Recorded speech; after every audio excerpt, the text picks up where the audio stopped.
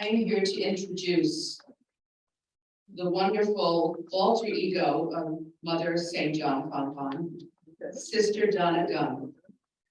She's the sister of St. Joseph of Carondelet and currently resides in St. Louis. She became sister, I think I saw 58 years ago in 1957, and has been the sister since. She earned a bachelor's degree in speech and theater and then a master's degree in the same speech and theater. She also has a certificate in gerontology. She's perfect for us, right? She has spent her 58 years as religious in many different ministries. She's taught speech and theater and has worked with the lay elderly, worked with elderly CSJ sisters. She spent 8 years leading the CSJ province in St. Louis and recently returned from working with people in need in Mississippi. When she's not in ministry, she enjoys spending time with her nieces and nephews and their children. So I'm here to introduce to you, straight from her retreat, and bringing us the presence of Mother St. John Fontbonne.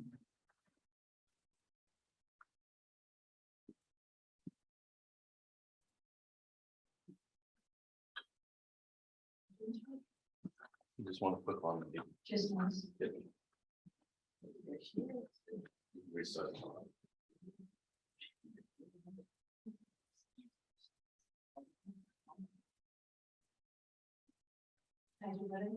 Do I have to do anything? No, thank you. Right, if that's as good as we get. Okay. As big as we can get you, Mother St. John. And it doesn't do justice to you, but we'll see you as best we can. We're ready when you are, sister. Well, good morning. I am sure that people who have been 20 years an associate deserve a lot of credit, but I've been dead for 200 years and I've come back. So I think I get a little something. And don't make a big thing over my leaving my retreat, because I think retreats are relational, and it is a gift to come with you. It is a blessing. You helped me grow in my own spiritual life. So I am very grateful. I don't know, can you see me? Oh, yes. Okay. I've been asked to give a little bit of the CSJ history to you, and I'm going to do that not in terms of events and dates, because all histories are events and dates. But the wonder of the Sisters of St. Joseph history is that it's not really a history of the sisters so much as it is a history of divine providence. It is a history of God's movement in our lives. I don't know whether you know that 75% of the religious congregations that have been founded exist no more. And of those 75% that exist no more, most of them didn't even last 25 years. So the question, the awe-filled question that we ask is, why are we still here 320 years later, 70 years later? Why are we still here? And I maintain that it's because God always sent us the right people at the right time. God always intervened in our history and sent us the right people at the right time. So you look at Jean-Pierre Médaille, back in 1650, he believed that women could do all they were capable of doing. Now, how remarkable is that in 1650? It's not even true now. So how remarkable was it back in 1650 that a Jesuit priest thought that women could do all they were capable of doing? And I like to emphasize this as saying, what are the chances?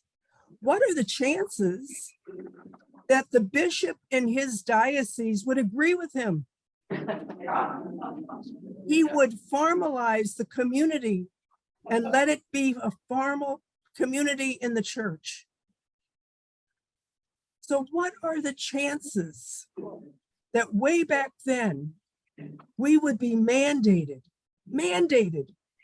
to do all women are capable of doing? And we spread. As you know, the dress I'm wearing now is the dress of the widows of that day, because no woman was allowed to be out on the street alone. She had to have a man with her. She had to have a male escort.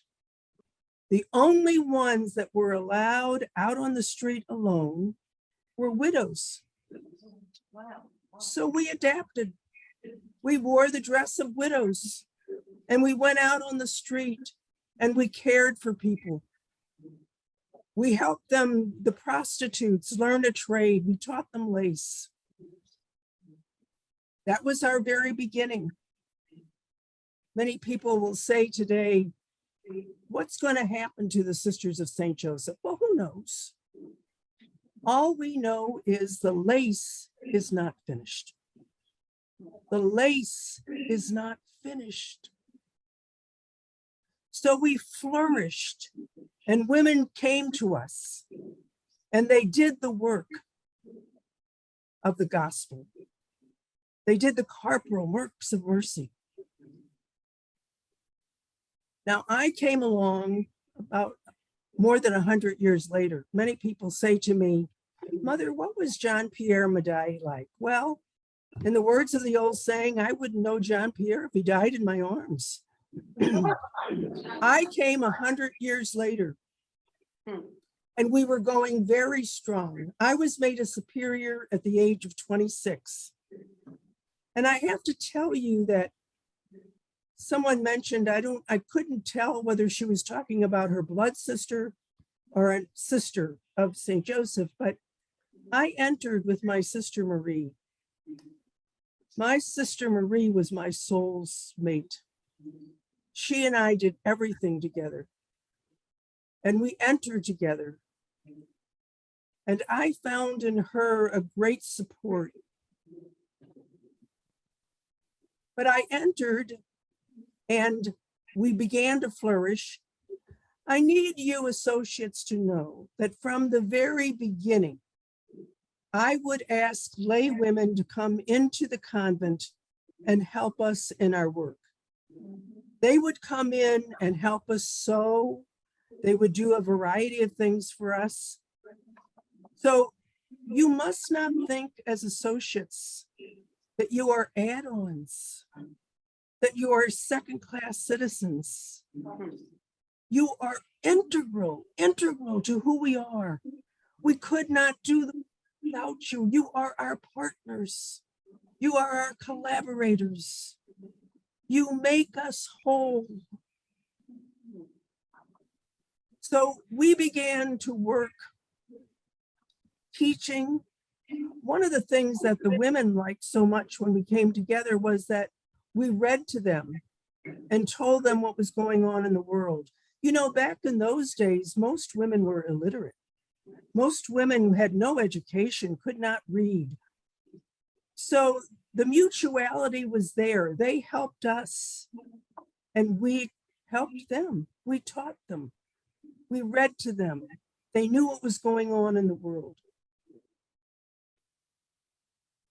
Now, history will say that the French Revolution was very much like our time today. What we had in France at that time was a very poor supply chain.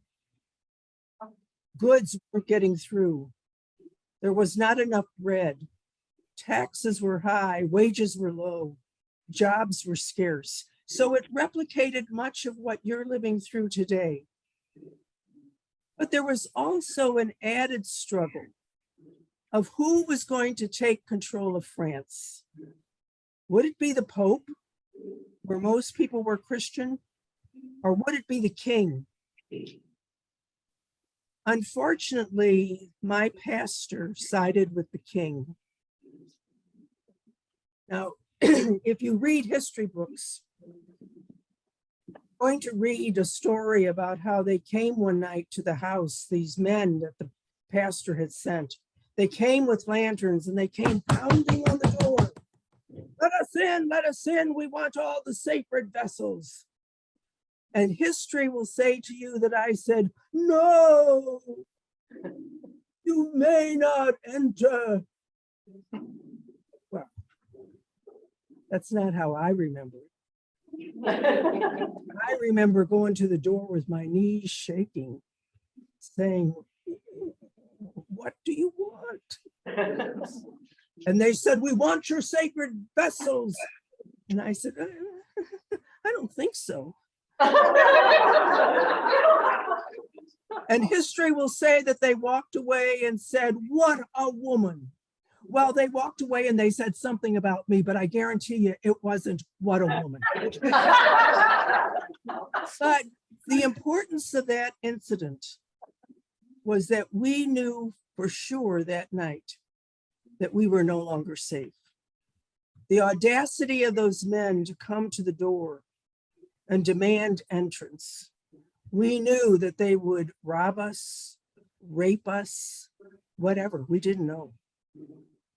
But it was those kinds of instances that made all convents in France, with the exception of very few, close their doors. The women went back to their parents' homes and they hid because they were being searched for because they were not loyal to the king. I went back to my parents' house, but that pastor was very vindictive. And he sent those same men to my parents' house to arrest me. Now, I knew if I stayed in the house, my parents had given a lot of priests sanctuary. The priests were in the forest and in the woods saying mass for people and hearing confessions.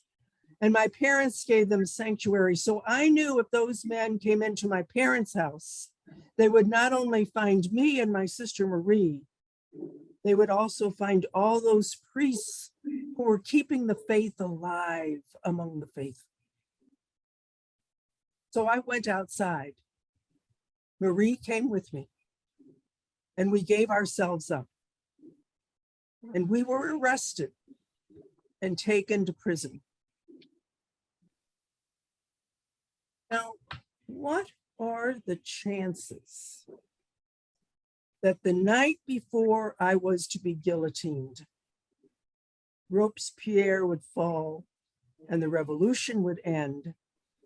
And the next morning, instead of coming and taking me to the guillotine, they came and said, you're free, go home. A lot of people asked me what I felt about that time. And you know, I don't think I know. If you've ever had a fatal disease and you had chemotherapy, let's say, and you were spared, there's a confusion, there's a wonderment, there's almost a fear. Why did God spare me? What does God have in mind for me?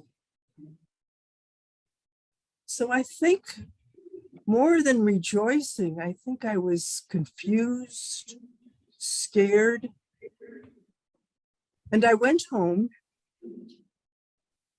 but convents still could not open. There was still this great hatred of the church, really, a fear of the church that its power would take over. So we did, my sister and I and my aunt, who was also a sister of St. Joseph, did what we knew to do. We divided the city and we served the dear neighbor without distinction. And then Napoleon came to power.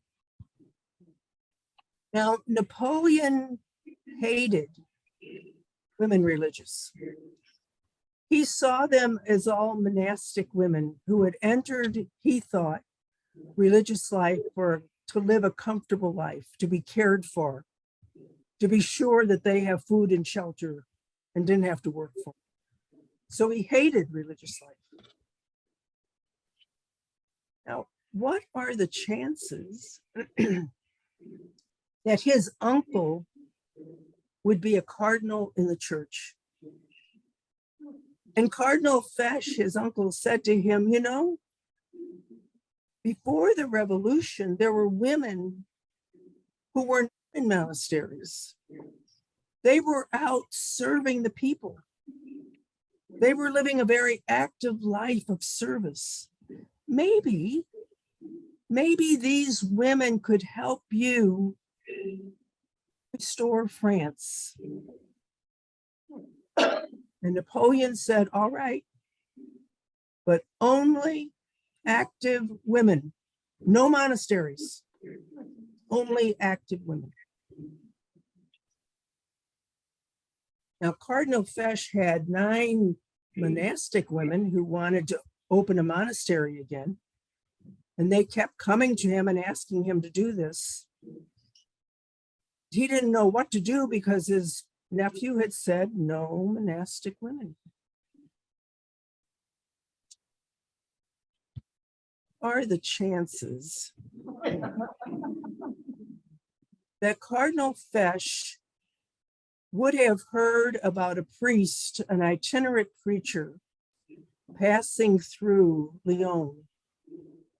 So he invited him to dinner to his house one night and was telling the priest his situation, that Napoleon said he could have active religious, but he didn't know any. What are the chances that this man was once my spiritual director? And this man said to him, you know, I think I know of a woman who can help you. So Cardinal Fesch sent for me, told me he wanted to restart religious life. There could be no monastic sisters. So the 9 women that were propounding him, pursuing him, I gathered and I taught them how to divide the city and to serve the dear neighbor. So from our very beginning, we were not only connected with the laity, but we were also very diverse. These were women who did not feel called to apostolic life necessarily. They felt called to monastic life, but they came. And they came and others came, and religious life grew once again. So as an aside, we're all looking at religious life today and we're saying it's dead, it's died. It will be no more. Well, maybe. Been there, done that. So who knows? Who knows? The lace is not finished. But I gathered these women and we grew rapidly. And Napoleon said he only wanted one house to relate to. He didn't want all these different houses because at that time, all houses were autonomous. So I began to make all houses under one congregation. I gathered the women, and again, I called lay women into the house to help us. And we began to do a myriad of things because France was hurting. Think of Florida now. Think of Florida today with the devastation and the utter nothingness that those people have. Compare that to France in those days and the utter nothingness that people had. And we were sent forth to help them. And as before, I gathered lay women to come in and help us. Now, what are the chances that one of those lay women would not only be very wealthy because she was widowed twice by military husbands, but also that she was literate in those days and knew what the propagation of the faith was doing, had heard about what was going on across the world in St. Louis and that diocese. So she said to me, Mother, I think you are doing such a wonderful work here in France that you ought to send women to work in America with the savages. That's how she put it, with the savages. And I said, I can't keep up with the needs here. How in the world could I send people to America? Now, I want you to note, all you lay associates, that we came to America because of the insistence of a lay woman. It wasn't my vision. I'm not even sure it was my courage. But it was the laity, this lay woman who prodded us and sent us. She wrote Bishop Rosati, who was the bishop at that time in St. Louis, and said that she knew of these women and she thought that they could be very helpful in his diocese in the United States. He got no response back. No letter, nothing. So she wrote him again.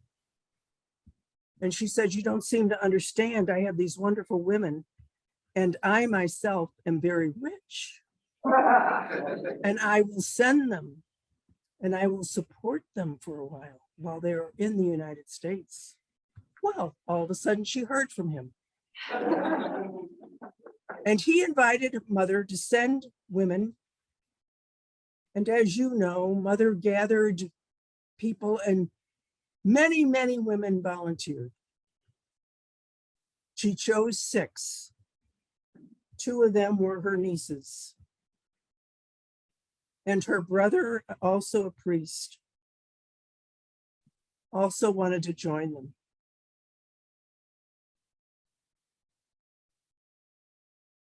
I'm going to share something personal about myself here because there might be some among you who sometimes feel depressed and wonder.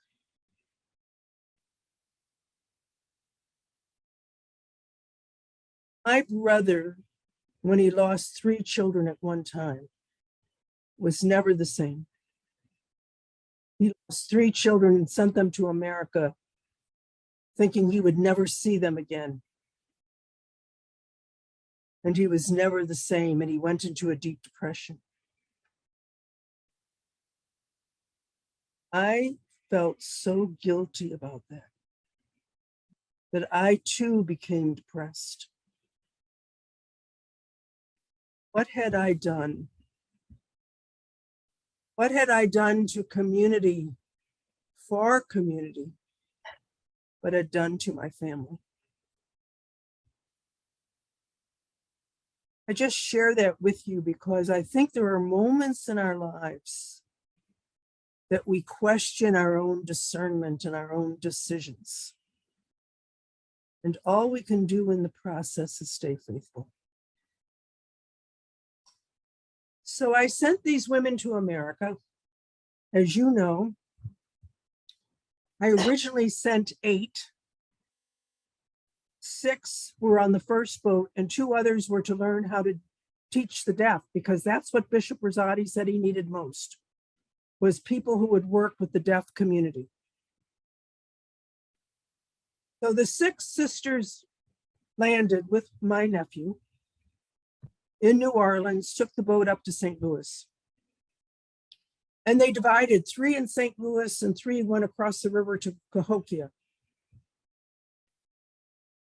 Now, really, Cahokia should have been the place where we thrived. It was rich farmland. The people were mostly French. The sisters could communicate with them. They could speak French.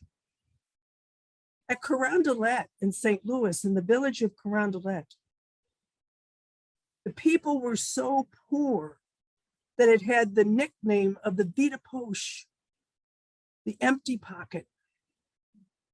And the people could almost care less that we were there. We had this log cabin that was filled with bugs and rats and varmint.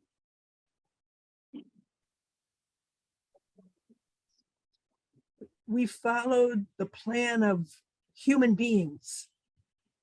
Cahokia be the mother, the cradle of the Sisters of St. Joseph of Carondelet. But God, in his wisdom, took this poverty, just as he takes the poverty of each of us, transforms that into strength. So that if you've ever been to Carondelet, or if you ever can see pictures of Carondelet, or if you can still come to Carondelet, you will know that it stands as a monument to God's providence. Because out of that poverty, there came this magnificent house that sent forth thousands of women to do work all across the United States.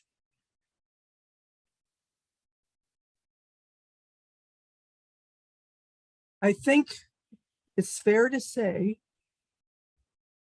that from Carondelet went women all parts to New York, to Brentwood, to Brooklyn, to Flushing.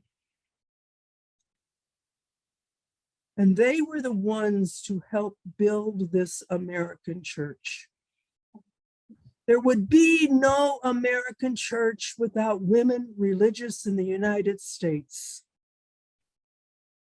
Started the schools. We started the hospitals. We did the social services. Magnificent works.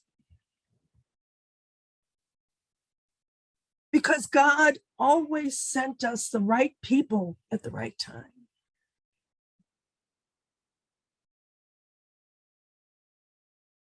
So here's my question. Why are you here today?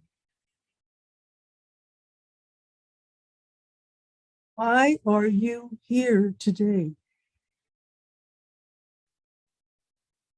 Why are you an associate?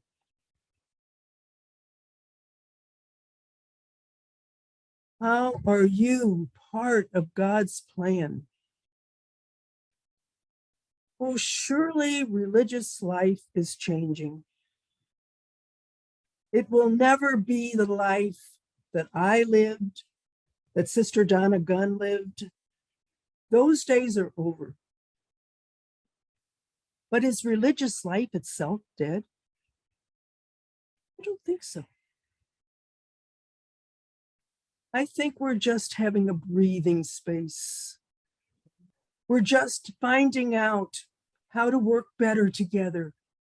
Vowed members and laity and associates. How do we work better together to collaborate so the good news of the gospel is carried on?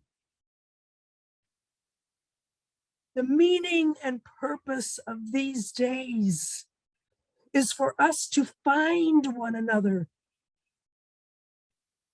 it's to know our strengths, for us to hear the call.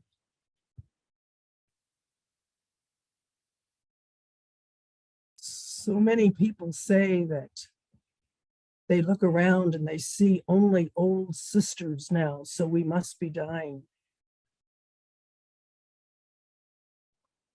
My question is, we dying, or are those old sisters the people that we need now? What does the world need now? Does it need us in schools and hospitals? Maybe not. Maybe what the world most needs now, out of its emptiness, is prayer, presence, a listening heart. Y'all say are in their diminishment are actually what the world needs most now. And you are what the world needs most now. We have a part to play. When you spoke about why you were associates for 20 years or newly committed, you said because you found in this life meaning and purpose. Do you know how many people in this world are searching for meaning and purpose? The largest religion in the world is the nuns, the N-O-N-E-S. Where are we in that? How are we helping people find their meaning and their purpose? It's not just getting up and running out and doing something. It's being present. It's listening to. It's not necessarily giving advice, but helping people to come to their own wisdom. Helping people find themselves. Helping people to find the God within them. I am not at all discouraged about religious life today. I think it is on the brink of greatness. I think we are in for a second refounding. I refounded it the first time. Now you are called to refound it now. It is a sacred moment in the history of religious life. And it's not an either or. It's not, well, the associates are going to take over for the vowed members. No, you don't take over. We combine our baptismal calls. Vowed life and lay association combine together, collaborating, bringing our best gifts and blessing this world with our presence. Because I firmly believe you are the right people at this time.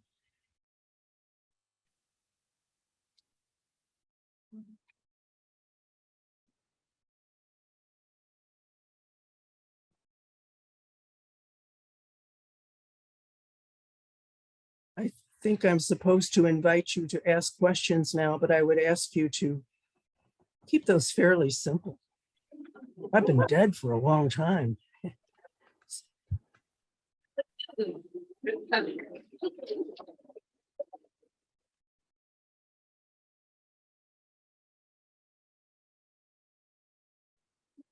Who has a question for Mother St. John?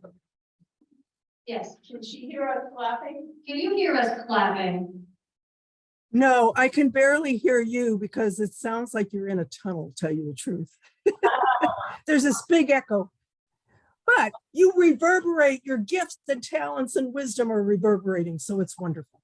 Well, please know that we are clapping enthusiastically for you. Thank you. Thank you.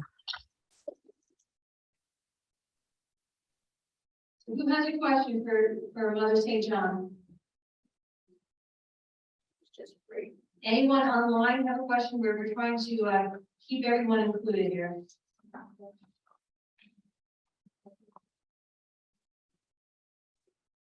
Or a comment. Mother St. John, what do Yes. you see are the challenges and opportunities, especially for associates in the future? I'm not sure. What are the challenges for associates in the future? Yes, and then opportunities. Well, I think the opportunities are numerous because there's such a needy world out there. And I think we can all continue to be of service. I think the challenges will be to meld this vowed life and association into a true partnership, into a true collaboration. Because I think the history of religious life up until now has been that religious had the prestige and they were considered the holier life. They were somehow better because of their commitment than the laity. Now, that may not be true in Brentwood, but I know that it's true in a lot of other religious congregations. I think the challenge is for each of us to know our baptismal call and to feel the sense of what we need to do to make the good news in the world. I also think a challenge for all of us, not just for associates, but for vowed life as well, is to stay joyful and to remember that we are good news. I think the world right now has become very cynical, very jaded, and we can so easily fall into that same trap and forget that we are permeated by a joyful good news. Thank you. Other questions? Oh, here's one. Many of us are older. How can we be of service to the mission and charism of the Sisters of St. Joseph? Well, I think you shouldn't overlook the fact that you are integral to our mission because by your very age, because you witness fidelity. You witness that you've come through life experiences fine. You know, when I look at somebody who is older, I can imagine that they're patting me on the back and saying, come on, I made it. You can too.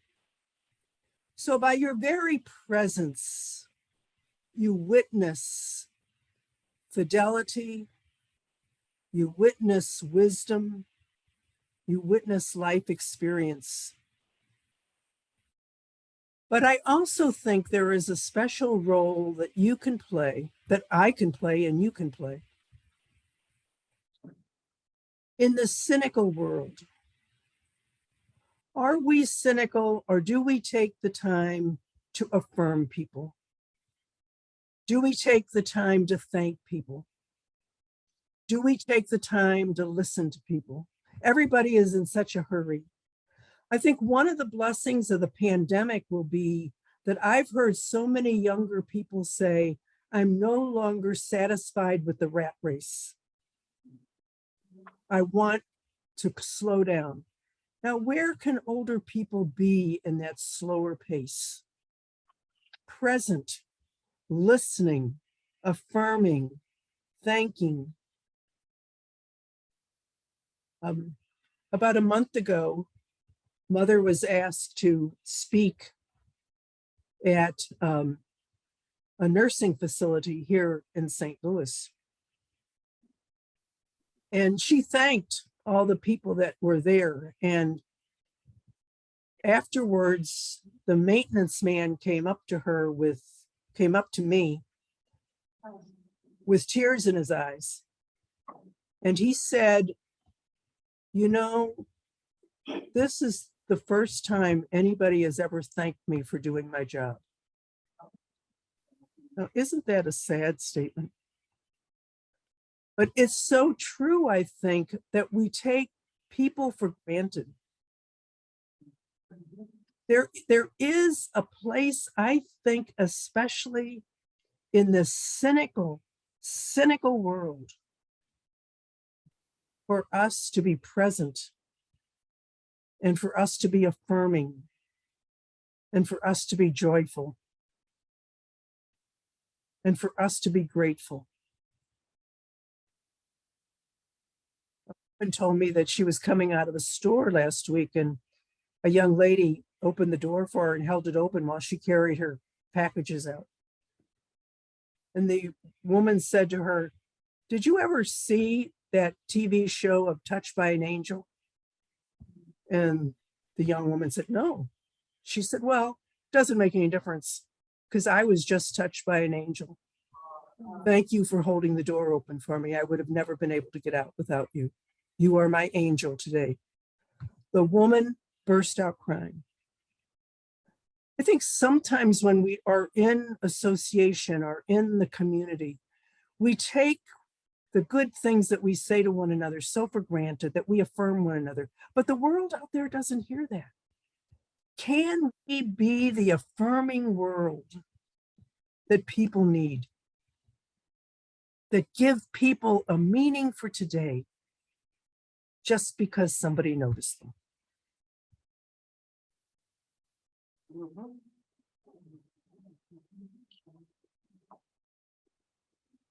Very powerful words. Thank you.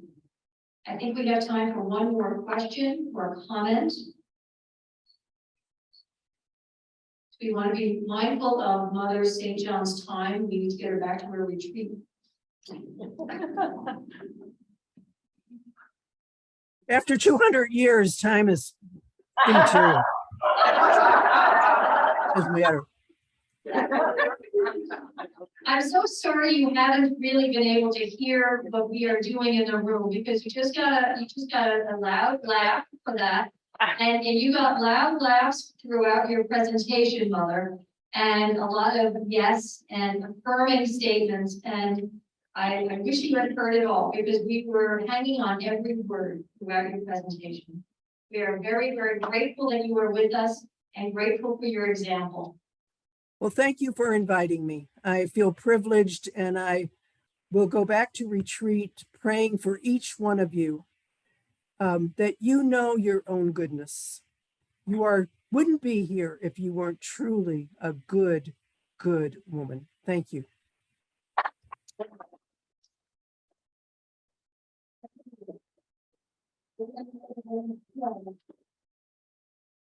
Thank you very much, Mother St. John. She has left us, but left us richer, hasn't she? Wow. All I can say is wow. Oh, you can get that on. Yes, but. So, oh yes, I think you saw the previous, but I don't think that. But.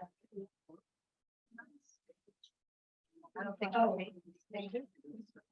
Yes. And I'm. I wouldn't get there. That's what. Or that. I want to hear that again and again. Okay, so someone was pointing out, I don't know if you can see this at home, but there is a link in these slides to Mother St. John on YouTube. If you can't find it yourself, we will send you the link. This is Mother St. John speaking to workers in Carondelet. Oh, you weren't. And she did a fantastic job for them.